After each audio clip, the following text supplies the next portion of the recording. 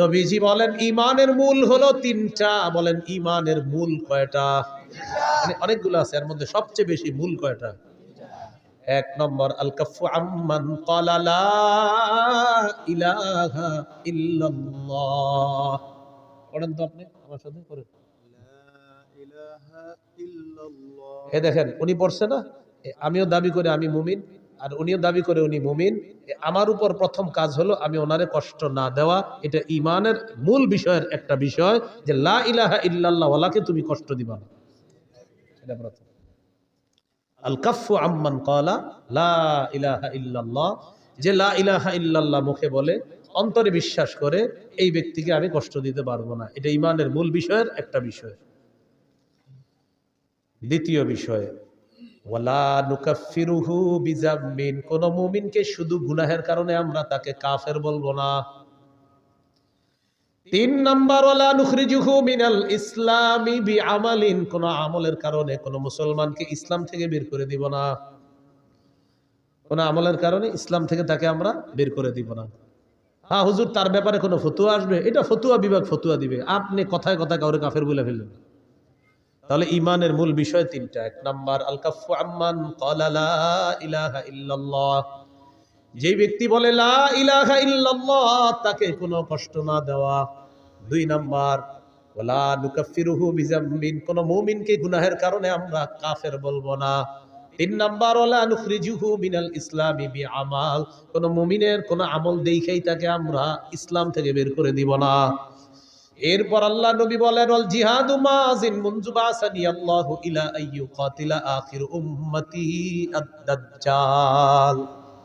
নবী বলেন আমি যেদিন থেকে আল্লাহ আমাকে নবুয়ত দান করছেন, সেদিন থেকে জিহাদ জারি আছে, জিহাদ ফরজ আছে, কিয়ামত পর্যন্ত চলতে থাকবে। আমার উম্মতের শেষ দলটা দাজ্জালের সাথে লড়াই করা পর্যন্ত আমার এই জিহাদের যে বিধান আল্লাহ দিয়েছেন কিয়ামত পর্যন্ত এটা চলতেই থাকবে। তাহলে কিয়ামত পর্যন্ত জিহাদ চলতে থাকবে। এবার আমার সাথে বলেন কোন জালেমের জুলুম, কোন বিচারকের বিচার জিহাদকে বাতিল করতে পারবে না। নবীজি বলেন লা ইউতিলুহু জাওরু জাইরিন ওয়ালা আদলু আদিলিন, কোন জালেমের জুলুম আর কোন বিচারকের বিচার জিহাদকে বাতিল করতে পারবে না। কোন দেশের সুপ্রিম কোর্ট হাইকোর্ট যদি ফতোয়া দেয়, হাইকোর্ট যদি এই বিচার দেয়, এই রায় দেয়, হাইকোর্টের পক্ষ থেকে যদি এই বিচার আসে আর এই রায় আসে, পেপারে আসে কি আসে যে দেশে জিহাদ করা যাবে না, জিহাদের বিধান বাতিল, নবীজি বলেন তোমরা বলে দিবা তুই বাতিল। কারণ বিচারকের বিচার তো জিহাদ বাতিল করতে পারে না। তো কেউ যদি বলে জিহাদ বাতিল, আপনি বলবেন প্রিয় ভাইয়া আপনি বাতিল, প্রিয় বিচারক আপনি বাতিল, বলবে এটা কোনো কথা? বলবে আমাদের নবী বলছে আপনি বাতিল। কারণ আপনার বিচার জিহাদ এটা বাতিল করতে পারবে না। নবীর আল্লাহ যেদিন থেকে নবী বানাইছে কিয়ামত পর্যন্ত জিহাদের বিধান চালু থাকবে। আপনার মতো বিচারকের বিচার আর কোন জালেমের জুলুম কিয়ামত পর্যন্ত পবিত্র জিহাদকে বাতিল করে নাই, করতে পারবে না। আপনি করলেও হবে না, আপনি বাতিল হলেন। এই হলো জিহাদের বিধান। আল্লাহ আমাদেরকে বুঝার তৌফিক দান করেন। তবে ওই বিষয়টা গুরুত্বপূর্ণ। আমরা জিহাদ করব কখন? এদেশের বিজ্ঞ মুফতিরা ফতোয়া দিবে যখন। বিজ্ঞ মুফতি সাহেবরা ফতোয়া দিতে হবে। আপনি সকালে গিয়ে আবার কিছু উড়াই দিয়েন না, কিন্তু বিজ্ঞ মুফতি সাহেবদের ফতোয়া লাগবে, তখন জিহাদ ফরজ হবে। আল্লাহ কথাগুলা বুঝার তৌফিক দান করেন। সহিহ বুখারীর বর্ণনা 3123 নম্বর হাদিস। عن أبي هريرة رضي الله تعالى عنه قال قال رسول الله صلى الله عليه وسلم تكفل الله لمن جاهد في سبيل الله لا يخرجه إلا الجهاد في سبيله وتصديق كلماته بأن يدخله الجنة أو يرجعه في مسكنه الذي خرج منه ما نال من أجر أو غنيمة। কোন ব্যক্তি জিহাদে বের হয়েছে, শুধু জিহাদের নিয়তে বের হয়েছে এবং আল্লাহর কথাগুলা বিশ্বাস করছে, হ্যাঁ জিহাদ করলে এই লাভ, এগুলা জেনে সে বের হয়েছে, এই ব্যক্তি জিহাদের ময়দানে যাওয়ার পর আল্লাহ দায়িত্ব নিয়ে নেয়, হয়তো শহীদ বানায়া তাকে জান্নাতে পৌঁছায়া দিবে, না হয় প্রচুর গনিমতের মাল সহ তার ঘরে আল্লাহ তাকে ফিরিয়ে দিবে।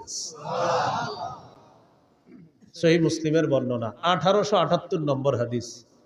قال رسول الله صلى الله عليه وسلم মাসালুল মুজাহিদি ফি সাবিলিল্লাহ কামাসালিস সাইমিল কাইমিল কানিতি বিআয়াতিল্লাহ লা ইয়াফতুরু মিন সিয়ামিন ওয়ালা সালাত হাত্তা ইয়ারজিআল মুজাহিদু ফি সাবিলিল্লাহ।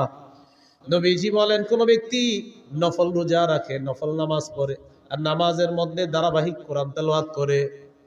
কোন ব্যক্তি নামাজের মধ্যে আছে, নফল নামাজের মধ্যে কোরআন তেলাওয়াত করতেছে, আর লোকটা রোজা অবস্থায়, এক হলো সে রোজাদার, আরেক হলো সে নামাজের মধ্যে আছে, আরেক হলো সে আল্লাহর কোরআন তেলাওয়াত করতেছে। সবগুলাই গুরুত্বপূর্ণ। নবীজি বলেন, এই ব্যক্তি কোন রকম ক্লান্তিহীন ভাবে এই ইবাদত করলে যে সওয়াব, নফল নামাজ ধারাবাহিক পরে রোজাও রাখে আর তেলাওয়াত করতেছে, কোনো ক্লান্ত নয়, এই লোকটা ক্লান্ত হয় না। এই ক্লান্তিহীন নামাজ রোজা, ক্লান্তিহীন তেলাওয়াত করে সেই ব্যক্তি যেই সওয়াব পাবে, আল্লাহর রাস্তায় যেই মুজাহিদ, এই মুজাহিদ জিহাদে যাওয়ার পর ফিরে আসার আগ পর্যন্ত এই পরিমাণ সওয়াব আল্লাহ তার আমল নামায় দিয়ে দেয়। চলতে থাকে আমল নামায়। এটা মুজাহিদ যদি আল্লাহর রাস্তায় যায়। আবু দাউদের বর্ণনা 1449 নম্বর হাদিস। এই হাদিসের বর্ণনাকারী সাহাবীর নাম আব্দুল্লাহ ইবনে হুবশিগিল খাসআমি রাদিয়াল্লাহু তাআলা। তিনি বলেন, আন্না রাসূলুল্লাহ সাল্লাল্লাহু আলাইহি ওয়াসাল্লাম সুইলা আইয়ুল আমালি আফজালু ইয়া রাসূলুল্লাহ। নবীজিকে জিজ্ঞাসা করা হলো, হুজুর কোন আমল সবচেয়ে শ্রেষ্ঠ? নবীজি বললেন, তুলুল কিয়াম, লম্বা সময় নামাজে দাঁড়ায় থাকা, এটা শ্রেষ্ঠ আমল। শীতকালে লম্বা সময় একটু নামাজ পড়েন, তাহাজ্জুদ পড়েন, লম্বা সময় একটু দাঁড়ায় থাকেন শীতকালে। বলেন ইনশাআল্লাহ। 4 রাকাত সুন্নত একদম 3.5 মিনিটের বেশি লাগামিনি না। কি বলেন? 4 রাকাত 4 রাকাত। প্রথম 2 রাকাত মনে করেন ঠিক মতো পড়ছে, পরে ইমাম সাহেব জামাতে দাঁড়াইবো, পরের 2 রাকাত পুরাই বুলেট শুরু হয়ে গেছে। কি ঘটনা কি? মুয়াজ্জিন সাহেব ইকামত দিছে, হের কথা হলো আমি এই 2 রাকাত যেমনি হোক শেষ কইরা দৌড়মুই হুজুর। পরে এই দেখবেন পাশে যারা আছেন, তখন দেখবেন প্রথম 2 রাকাত ঠিক ছিল, পরে ওই তৃতীয় রাকাতে মানে আমি বুঝাই, সুবহানা রাব্বিয়াল আযীম, এই বাক্যে সিন কয়বার? একবার। সুবহানা রাব্বিয়াল আযীম, সিন কয়বার হুজুর? একবার। সুবহানা রাব্বিয়াল আযীম, সিন কয়বার? একবার। এবার দেখেন, এর মানে উনি 3 বার সুবহানা রাব্বিয়াল আযীম বলেন, কারণ যেহেতু সু সু সু আর সিন তো একবার বাক্যে, এর মানে সু সু সু মানে 3 বার সুবহানা রাব্বিয়াল আযীম কমপ্লিট। এটা পাশে থেকেও শুনবেন না সময় দেখবেন, মানে কি আপনি সুপ কি এই বাক্যে যদি সিন তার যে 3-4 বার আছে তাহলে বুঝতাম আপনি একটাই বলছেন বাক্য, কিন্তু বাক্যে তো সিন একবার, এর মানে আপনি সু সু 3 বার বলা মানে আপনি সুবহানা রাব্বিয়াল আযীম 3 বার পড়ে ফেলছেন। এরকম পাশে দেখবেন আল্লাহু আকবার, আল্লাহর সাথে তামাশা করেন, ফাজলামি করেন। তুলুল কিয়াম, লম্বা সময় নামাজে দাঁড়ানো বড় ইবাদত। ভাই নামাজ ধীরস্থির ভাবে পড়েন, জীবনে এই কাজটা খুব সুন্দরভাবে করবেন। বলেন ইনশাআল্লাহ। উযু করবেন সুন্দরভাবে, মসজিদে নামাজ পড়বেন সুন্দরভাবে, নামাজের সাথে কোনো আপোষ করবেন না। এমনকি আলোচক যারা আলোচনা করে, তাদের আলোচনা যদি মনে করেন আলোচনায় উঠাবে, তারা আলোচনার মাঝেও নামাজকে তাড়াহুড়া না করা, সফরে অন্তত আলাসরিন না আতইন, এটাও সুন্দর মতো পড়তে হবে। সুবহানা রাব্বিয়াল আযীম আলা, এটা সুন্দর মতো পড়তে হবে, কমপক্ষে 3 বার সুন্দর মতো পড়তে হবে। 1 মিনিটে 2 রাকাত যেন শেষ না হয়, বিষয়টা দিকে খেয়াল রাখুন। তো রাসূলুল্লাহ সাল্লাল্লাহু আলাইহি সাল্লাম বললেন, তুলুল কিয়াম, সবচাইতে শ্রেষ্ঠ আমল আল্লাহর কাছে লম্বা সময় নামাজের মধ্যে দাঁড়িয়ে থাকা। কিলা আইয়ুস সাদাকাতি আফজালু ইয়া রাসূলুল্লাহ, হুজুর কোন সদকাটা সবচাইতে শ্রেষ্ঠ? নবীজি বললেন, জাহদুল মুকিল্লি, কোন ব্যক্তি পরিশ্রম করে, কষ্ট করে উপার্জন করে যেই সম্পদ, এই কষ্টার্জিত উপার্জন থেকে যদি সে আল্লাহর রাস্তায় দান করে, সদকা করে, মাদ্রাসায় দেয়, তার এই সদকা আল্লাহর কাছে সর্বশ্রেষ্ঠ সদকা হয়ে যায়। রিকশা চালাইছেন, কিছু টাকা কামাইছেন, 5 টাকা সদকা করছেন, মাস শেষে বেতন পাইছেন, কষ্টার্জিত এই বেতন পাওয়ার পর ইখলাসের সাথে 5টা টাকাই কোন অসহায়কে দিছেন, এই আমলটা আল্লাহর কাছে শ্রেষ্ঠ সদকা হয়ে যায়। কিলা আইয়ুল হিজরাতি আফজালু ইয়া রাসূলুল্লাহ, হুজুর কোন হিজরত আল্লাহর কাছে সবচাইতে শ্রেষ্ঠ আপনার কাছে জানতে চাই। নবীজি বললেন, মান হাজারা মা হারামাল্লাহু আলাইহি, আল্লাহ যা হারাম করেছেন এই হারাম থেকে বেঁচে থাকা হলো আল্লাহর কাছে সর্বশ্রেষ্ঠ হিজরত। কিলা আইয়ুল জিহাদি আফজালু ইয়া রাসূলুল্লাহ, হুজুর কোন জিহাদ আল্লাহর কাছে সবচেয়ে শ্রেষ্ঠ?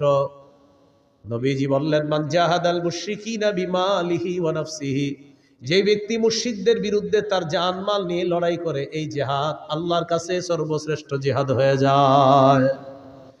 এবার আল্লাহ নবীকে প্রশ্ন করলেন, ফাইয়ুল কতলি আশরাফু ইয়া রাসূলুল্লাহ, জিহাদের ময়দানে যারা শহীদ হয়ে যায় কোন শহীদটা সবচেয়ে শ্রেষ্ঠ?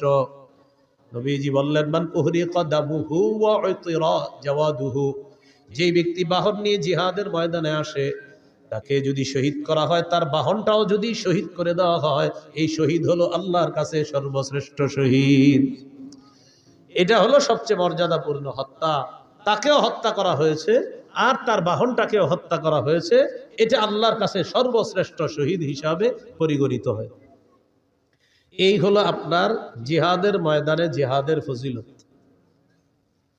তিরমিজির বর্ণনা 1655 নম্বর হাদিস, 1655 নম্বর হাদিস। عن أبي هريرة رضي الله تعالى عنه قال قال رسول الله صلى الله عليه وسلم, নবীজি বলেন, সালাসুন হাক্কুন আলাল্লাহি আউনুহুম, তিন ব্যক্তিকে সাহায্য করা আল্লাহ নিজের উপর ওয়াজিব করে নেয়। বলেন তো কয়জনকে সাহায্য করা আল্লাহ নিজের উপর ওয়াজিব করে নেয়? এক নাম্বার, আল মুজাহিদু ফি সাবিলিল্লাহ, যে ব্যক্তি আল্লাহর রাস্তায় জিহাদের মধ্যে আছে তাকে সাহায্য করা আল্লাহ নিজের উপর ওয়াজিব করে নেয়। দুই নম্বর, আল মুকাতাবুল্লাযী ইউরিদুল আদা, চুক্তিকৃত গোলাম, মালিকের সাথে চুক্তি হয়েছে এই পরিমাণ টাকা দিলে মালিক তাকে আজাদ করে দিবে, আল্লাহ তাআলা এই গোলামকে সাহায্য করা নিজের উপর ওয়াজিব করে নেয়। তিন নম্বর, নাকিহুল্লাযী ইউরিদুল আফাফা, কোন ব্যক্তি যদি বিয়ের মাধ্যমে পবিত্র হতে চায়, আল্লাহ তাআলা তাকে সাহায্য করা নিজের উপর ওয়াজিব করে নেয়। বিয়ের মাধ্যমে কি হতে চায়? পবিত্র।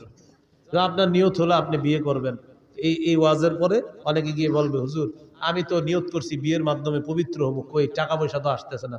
আপনার নিয়ত পুরোটা আমারে বলেন নাই, আপনার নিয়ত অনেকগুলো আছে। এক নাম্বার নিয়ত, যে মায়াটারে দেখবেন আপনি বিয়ের জন্য, এই মেয়েটারে আপনার বাপেরও দেখাবেন বিয়ের আগে, এটাও আপনার নিয়তে আছে। বলেন বালেগা হুবো বধূকে বলেন, আবার বালেগা হুবো স্ত্রীকে শ্বশুরের জন্য দেখা সম্পূর্ণ হারাম। তো আপনার নিয়ত এটা আছে, আমার আব্বা দেখবে, যাই হোক আব্বা দেখছে, যাই হোক সবাই দেখার পরে সর্বশেষটা কি? আমেরিকা দুলাভাই থাকে, দুলাভাই যতক্ষণ পর্যন্ত হা না বলবে বিয়ের ব্যাপারে, হা হবে না। তো সর্বশেষ কন্যা পক্ষের জানানো হবে, আমার দুলাভাই আমেরিকা আছে, উনি হ্যাঁ বললে হ্যাঁ, কারণ বিয়েটা তো দুলাভাই করবে, এই জন্য দুলাভাই ছবিটা দেখবে, দেখার পর দুলাভাই যদি বলে হ্যাঁ, নির্লজ্জ আর বেহায়ার মতো নিজের বউয়ের ছবিটা বন্ধুদেরকে আর দুলাভাইয়ের কাছে পাঠাবে, এত বেহায়া আর বেশরম। তো দুলাভাই ছবি দেখে, দেখার পর দুলাভাই বলবে নাক কেমন, কান কেমন, চোখ কেমন, তারপর তিনি বলবে হ্যাঁ অথবা না, কারণ বিয়েটা তার দুলাভাইয়ের সাথেও হবে, তার সাথেও হবে। নির্লজ্জ কোথাকার, বেহায়া কোথাকার, হারাম কাজ করে আবার বলে উনি বললেই হবে।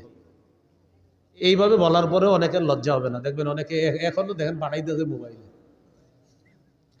তিন নাম্বার, যে বিয়ের মাধ্যমে নিজের পবিত্র করতে চায়, এই ব্যক্তিকে সাহায্য করা আল্লাহ নিজের উপর ওয়াজিব করে দেয়। তাহলে এর মধ্যে একজন হলো মুজাহিদ।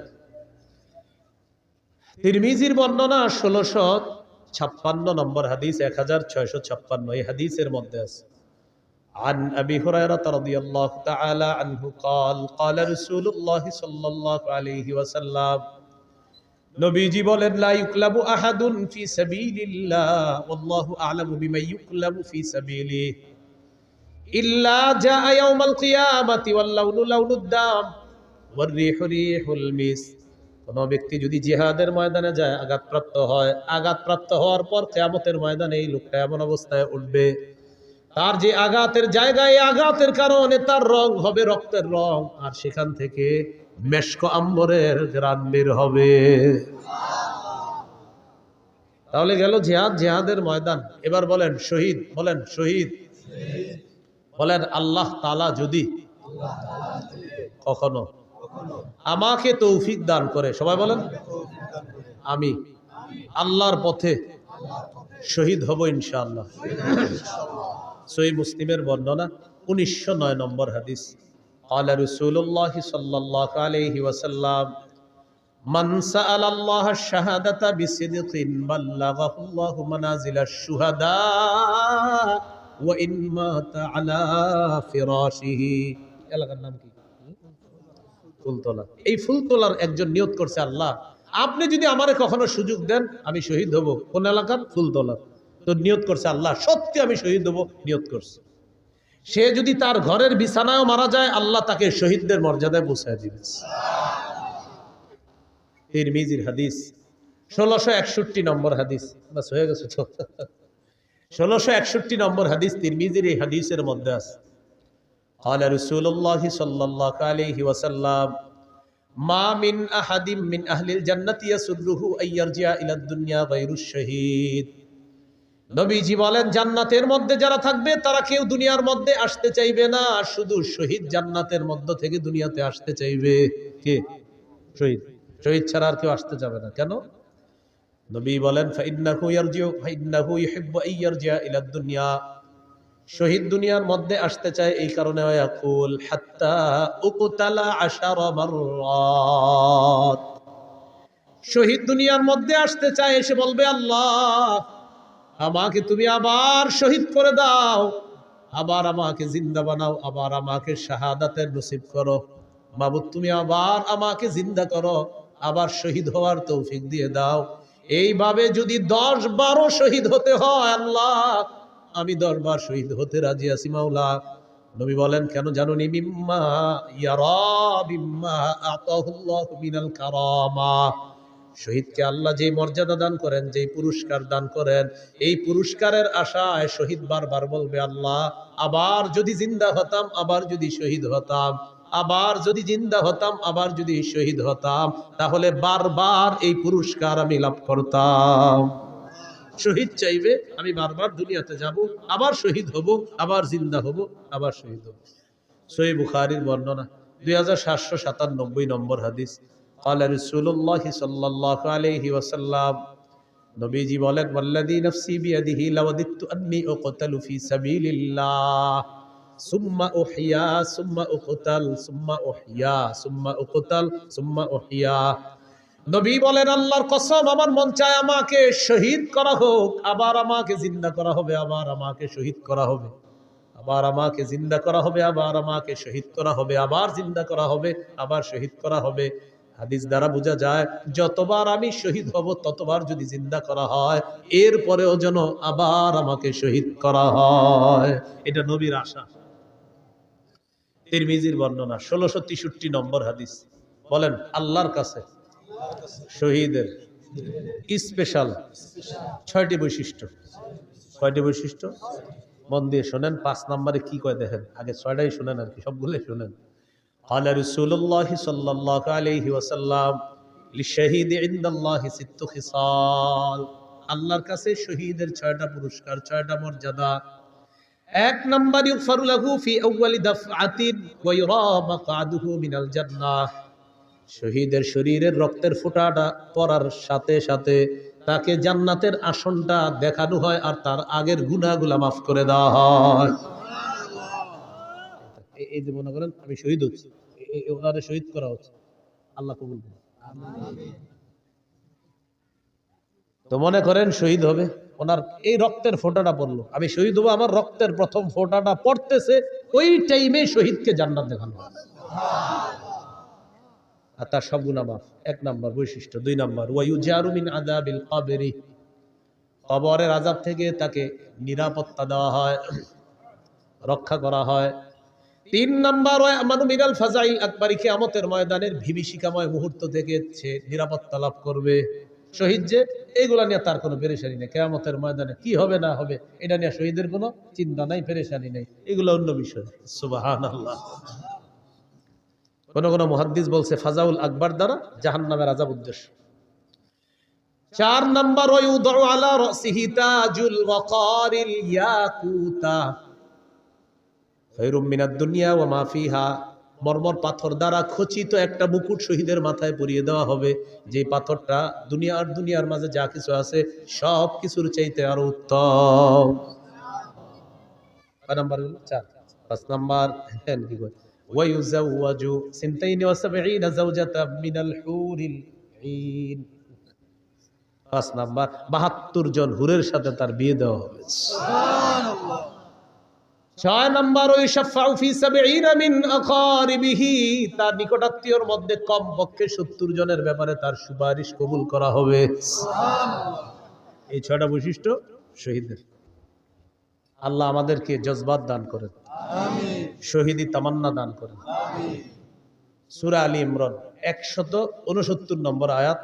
এই আয়াতের একটা ব্যাখ্যা হাদিস হলো আবু দাউদের হাদিস 2520 নম্বর হাদিস, 2520 হাদিসটি মন দিয়ে শুনেন।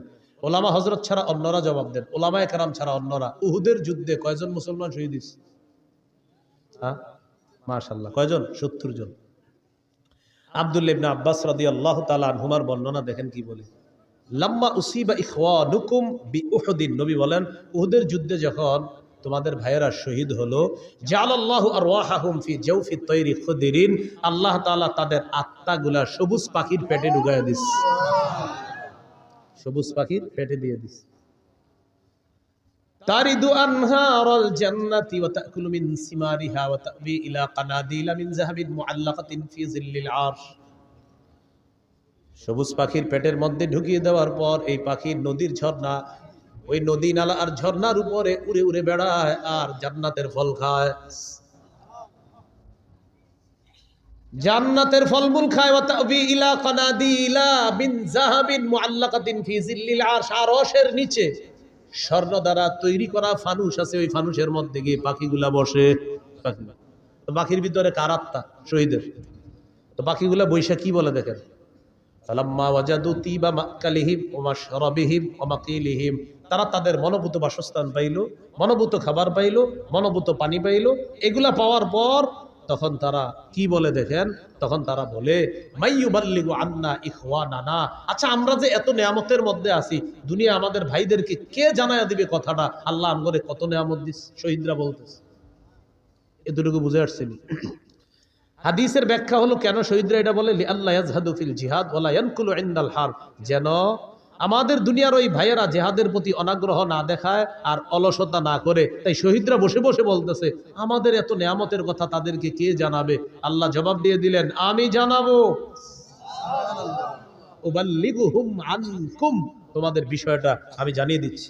তখন আল্লাহ সূরা আলী ইমরানের 169 নম্বর আয়াত নাজিল করছে। 4 পারা হাফিজি কোরআন মাজিদ অনুযায়ী 11 নম্বর পৃষ্ঠা দেখবেন, মাঝের একদম একটু পরে আছে আয়াতটা। আল্লাহ বলেন, ওয়ালা তাহসাবান্নাল্লাযীনা কুতিলু ফি সাবিলিল্লাহি আমওয়াতা, যারা আল্লাহর রাস্তায় শহীদ হয় তাদেরকে তোমরা মৃত বলো না, বালহুম আহইয়া, বাল আহইয়াউন, তারা জীবিত। ইনদা রাব্বিহিম ইউরযাকুন, রবের কাছে তাদেরকে রিজিকের ব্যবস্থা করা হয়, তাদেরকে খাবারের ব্যবস্থা করা হয়। তাহলে শহীদ হওয়ার নিয়ত আসেনি সবার ইনশাআল্লাহ। ক্রেতাকে, বিক্রেতা, দ্রব্য জান্নাত, দ্রব্য জান্নাত, মূল্য জান্নাত, বাজার জিহাদের ময়দান। আবার ক্রেতা, বিক্রেতা, দ্রব্য জান্নাত, মূল্য জান্নাত, আর বাজার জিহাদের ময়দান। তাহলে জিহাদের ময়দান আর হলো শহীদের তামান্না, এগুলো আমরা মনে রাখবো ইনশাআল্লাহ। আল্লাহ তাআলা আমাদের সকলকে যে কথাগুলা শুনলাম বললাম, আমরা সবাই যেন কথাগুলো আমাদের জীবনে আমরা বাস্তবায়ন করতে পারি, আল্লাহ তৌফিক দান করেন। আল্লাহ আমাদের সকলকে জান্নাতে আবার একসাথে দেখা করার তৌফিক দান করেন। সুবহানাল্লাহি ওয়া বিহামদিহি, সুবহানাকাল্লাহুম্মা ওয়া বিহামদিকা, আশহাদু আল্লা ইলাহা ইল্লা আনতা, আস্তাগফিরুকা ওয়া আতুবু ইলাইক। আজকে আপনারা আমি গাড়িতে যাইতে যাইতে যাদের মিম্বরের আমানত একটা সংকলন আছে, যদি কারো লাগে